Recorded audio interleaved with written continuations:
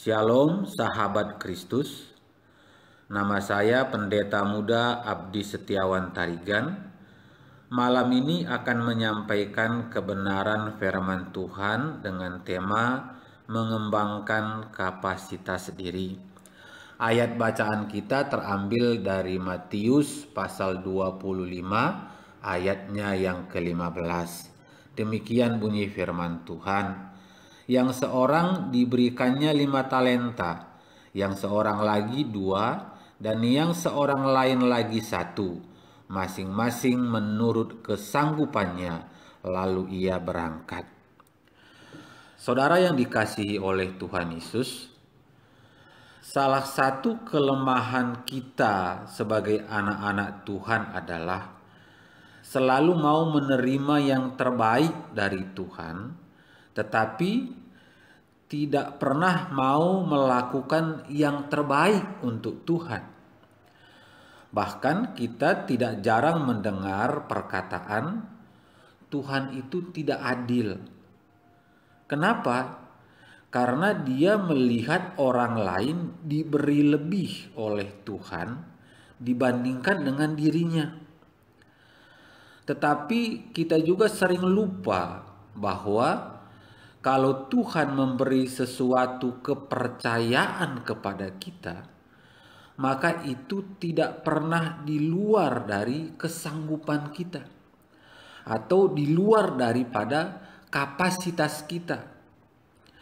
Firman Tuhan tadi di dalam Matius 25 ayat yang ke-15 itu dengan jelas mengatakan bahwa masing-masing diberi menurut kesanggupannya. Jadi permasalahannya bukan 5 talenta, bukan 2 talenta, bukan 1 talenta. Tapi permasalahannya ada di dalam kesanggupan masing-masing hamba itu. Nah, begitu juga di dalam kehidupan kita. Kenapa kita sering melihat ada perbedaan antara satu orang dengan orang yang lain di dalam Tuhan memberi kepercayaannya?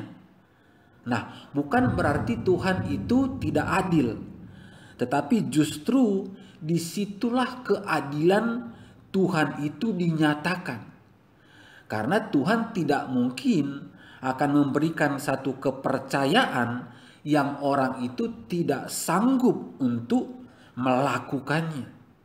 Nah, malam hari ini kita coba akan belajar bersama-sama bagaimana agar kesanggupan kita atau kapasitas kita di hadapan Tuhan itu bisa berkembang sehingga kekristenan kita itu bertumbuh, iman kita itu bertumbuh. Iman kita itu tidak berhenti di satu titik, tetapi semakin hari semakin baik, semakin hari semakin dewasa, dan kepercayaan yang Tuhan berikan juga akan semakin besar, sampai betul-betul kesanggupan kita itu dilihat oleh Tuhan secara utuh. Nah, kita akan melihat dari kisah ini bagaimana kita bisa mengembangkan kapasitas kita di hadapan Tuhan. Yang pertama, kalau kita lihat ayat yang ke-16 dan yang ke-17 dari Matius pasal yang ke-25 ini. Firman Tuhan mengatakan demikian. Segera pergilah hamba yang menerima 5 talenta itu. Ia menjalankan uang itu lalu beroleh 5 talenta. Hamba yang menerima 2 talenta itu pun berbuat demikian juga dan berlaba 2 talenta. Nah, kalau kita perhatikan ayat yang ke-16 ini, saudara, maka ada 2 kata yang perlu kita perhatikan di sini. Pertama, kata menerima. Kedua, kata menjalankan. Nah, ini tidak bisa terpisah. Ini merupakan satu kesatuan yang harus utuh. Artinya apa? Artinya bahwa yang pertama yang harus kita perhatikan supaya kapasitas iman kita, kapasitas diri kita itu bisa berkembang adalah harus ada iman yang disertai oleh tindakan. Nah, iman harus disertai dengan tindakan. Ini hukum, Bapak Ibu. Tidak boleh dilanggar.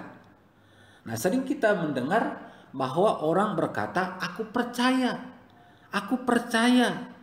Tetapi tidak pernah ada tindakan apa-apa yang dia lakukan untuk menunjukkan kepercayaannya itu. Sehingga apa? Apa yang dia percayai itu tidak pernah terjadi. Karena tidak ada tindakan apa-apa yang dia kerjakan.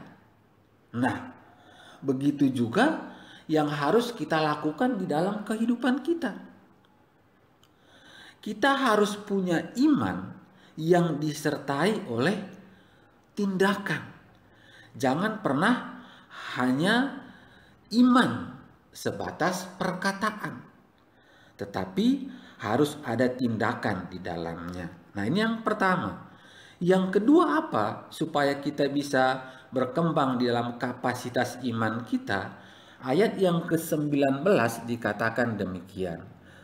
Lama sesudah itu, pulanglah tuan hamba-hamba itu, lalu mengadakan perhitungan dengan mereka. Yang kedua adalah kita harus mau menunggu waktunya Tuhan. Jangan pernah mencoba mendahului waktunya Tuhan. Jangan pernah memaksa Tuhan untuk melakukan apa yang kita inginkan sesuai dengan waktu kita. Tuhan itu bekerja teratur, saudara. Dan Tuhan tidak pernah bisa dipengaruhi oleh apapun. Dia itu bekerja dengan caranya, dia itu bekerja dengan dalam waktunya, dia itu bekerja dengan apa yang sudah ada di dalam konsep daripada Tuhan itu sendiri. Jadi yang harus kita percayai apa? Yang harus kita percayai adalah waktu Tuhan adalah yang terbaik untuk kita. Memang secara manusia sering kita menganggap bahwa waktu Tuhan itu kadang-kadang terlambat di dalam menyatakan kuasanya dalam hidup kita. Kita sering menganggap waktu Tuhan itu terlalu lama untuk digenapi di dalam hidup kita. Tetapi yakin dan percayalah bahwa Tuhan itu jauh lebih mengetahui kapan untuk melakukan sesuatu di dalam hidup kita daripada kita sendiri. Kenapa? Karena Dia yang lebih tahu keperluan, kebutuhan di dalam kehidupan kita. Jauh lebih daripada kita sendiri mengetahui keperluan, kebutuhan di dalam hidup kita. Nah, yang ketiga apa itu yang bisa kita lakukan untuk mengembangkan kapasitas iman kita, kapasitas diri kita di hadapan Tuhan. Ayat yang ke-21 dikatakan, maka kata tuannya itu kepadanya, baik sekali perbuatanmu itu, hai hambaku yang baik dan setia. Engkau telah setia dalam perkara kecil. Aku akan memberikan kepadamu tanggung jawab dalam perkara yang besar. Masuklah dan turutlah dalam kebahagiaan Tuhanmu. Nah, ini yang ketiga. Salah satu yang perlu kita ketahui di dalam kita mau menerima sesuatu yang besar daripada Tuhan adalah ketika kita mau masuk di dalam proses Tuhan. Tuhan itu adalah Tuhan yang menyukai proses. Bapak Ibu. Tuhan itu bukan Tuhan yang melakukan segala sesuatu di dalam hidup kita dengan instan. Tuhan bukan mengerjakan sesuatu di dalam kehidupan kita selalu dengan tiba-tiba. Tetapi Tuhan itu selalu bekerja di dalam hidup kita melalui proses. Tujuannya untuk apa? Tujuannya adalah supaya kita bisa melihat. Tujuannya supaya kita bisa kuat. Tujuannya apa? Supaya iman kita teruji di dalam Tuhan. Karena sering juga orang yang menerima sesuatu daripada Tuhan, justru itu membuat dia jauh daripada Tuhan. Justru dia tidak kuat ketika janji Tuhan itu digenapi di dalam kehidupannya. Nah, tentu Tuhan tidak mau di dalam hidup kita ketika kita menerima janji Tuhan digenapi, justru kita meninggalkan Tuhan. Tapi justru Tuhan itu mau ketika janjinya digenapi, kita semakin setia, semakin kuat, semakin sungguh-sungguh di dalam mengikut akan Tuhan. Jadi yang ketiga adalah yang harus kita lakukan supaya kita berkembang di dalam kapasitas iman kita. Kita harus mulai setia di dalam perkara-perkara kecil yang Tuhan percayakan dalam hidup kita. Hari-hari ini apa perkara-perkara kecil yang dipercayakan Tuhan dalam kehidupan Bapak Ibu? Setialah akan perkara kecil itu. Mungkin orang tidak bisa melihat.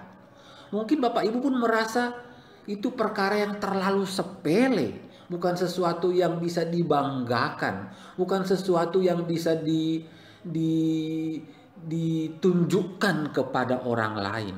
Tapi percayalah Bapak Ibu, kalau itu dari Tuhan, sekecil apapun, itu akan Tuhan pakai menjadi sesuatu yang besar.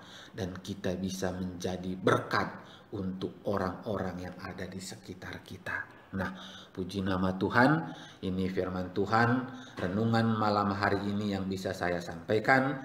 Kita berdoa buat kebenaran firman Tuhan ini. Bapa yang baik, dalam nama Tuhan Yesus, terima kasih buat kebenaran firman yang sudah kami dengar. Belajar kami Tuhan Yesus untuk bisa sungguh-sungguh hari-hari ini mengembangkan kapasitas iman kami, mengembangkan kapasitas diri kami di hadapan Tuhan.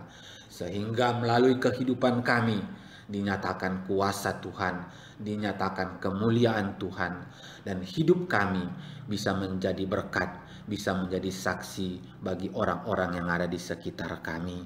Terima kasih. Kalau sebentar juga kami mau beristirahat, kami mohonkan perlindungan-Mu turun dalam hidup kami, sehingga malam hari ini kami bisa beristirahat, dan besok pagi kami bisa bangun dengan tubuh yang sehat, dengan sukacita damai sejahtera daripada Tuhan. Di dalam nama Tuhan Yesus kami sudah berdoa. Haleluya. Amin.